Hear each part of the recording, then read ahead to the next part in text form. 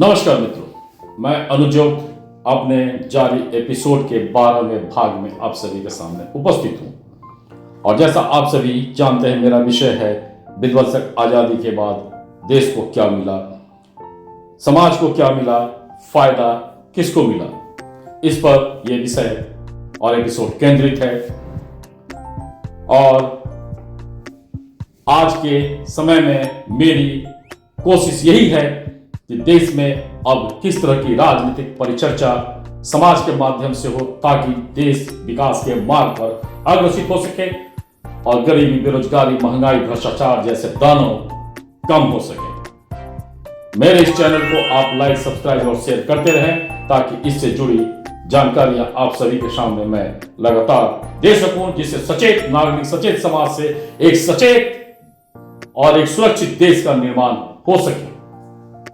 मैं अपने भाग 12 के मुख्य बिंदुओं पर आता हूं और इसमें मैं बंगाल के क्षेत्रीय राजनीति के बारे में कुछ चर्चा करना चाहूंगा।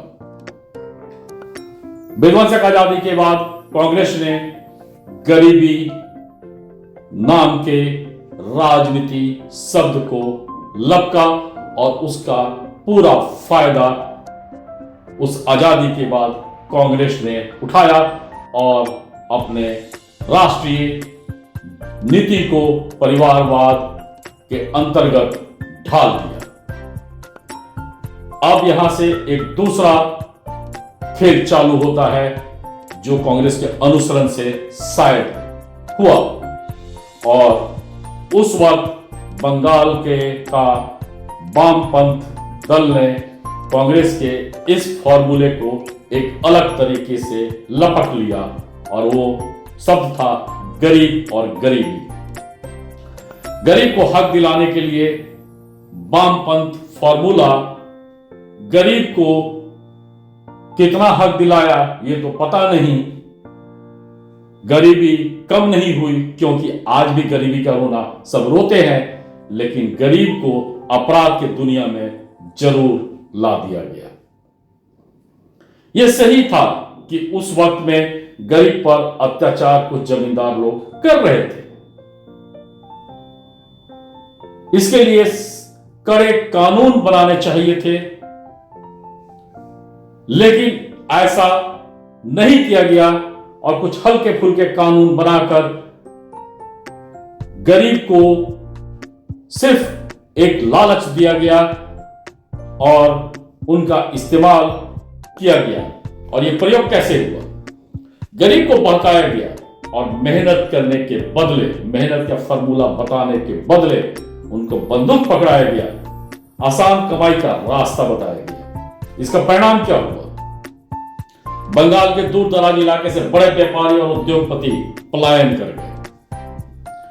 गरीबी बढ़ने लगी और इस गरीबी में तड़का के रूप में बांग्लादेश का घुसपैठ आया। अवैध घुसपैठ को बैंक बनाकर वोट बैंक को वामपंथ ने मजबूत किया। गरीब को ज्यादा से ज्यादा गरीब बनाकर वोट बैंक को मजबूत किया। और फायदा किसको मिला? सारे वामपंथ नेता समूह, सारे के सारे बुद्धिजीवी बंगाल के शहरों में आलीशान जीवन के मालिक बन गए। दिल्ली में आलीशान रौब जम गया और दुश्मन देश का भी यदा कदा सहयोग उनको मिला, जैसा कभी कभी सुनने में आता भी है। गरीब जनता बंदूक लेकर जंगलों और बिहड़ों में रहने लगी और जीवन के सुख सुविधा, परिवार के सुख सुविधा से वंचित होकर मुठभेड़ का शिकार बनती रही। कुछ इन गरीबों के मुखिया आसान कमाई कर शहर और जंगल के बीच में दम तोड़ दिए। प्रमुख आका लोग राजनीति का ऊंचाई प्राप्त कर लिए। और इसका सारांश बंगाल के अस्थिरता से बड़े बड़े उद्योगों का पलायन हुआ, घुसपैठ से जनसंख्या का दबाव, देश के अन्य हिस्सों में रोजगार का भी दबाव बढ़ाया। न तो इससे बंगाल की गरीबी कम हुई, न बेरोजगारी कम हुई, और न इसने देश में ऐसा कुछ होने दिया, बल्कि उल्टा देश में भी महंगाई को बढ़ाने में महत्वपूर्ण भूमिका को निभाया। देश के अन्य भाग को पता ही नहीं लगा कि बंगाल का प्रांतीय इतिहास सिर्फ बंगाल ही नहीं, देश में भी गरीबी, महंगाई, बेरोजगारी को बढ़ाने में सफल हो रहा है। भाग 12 में इतना ही। भाग 13 का इंतजार करें, जो बंगाल पर ही केंद्रित होगा। धन्यवाद।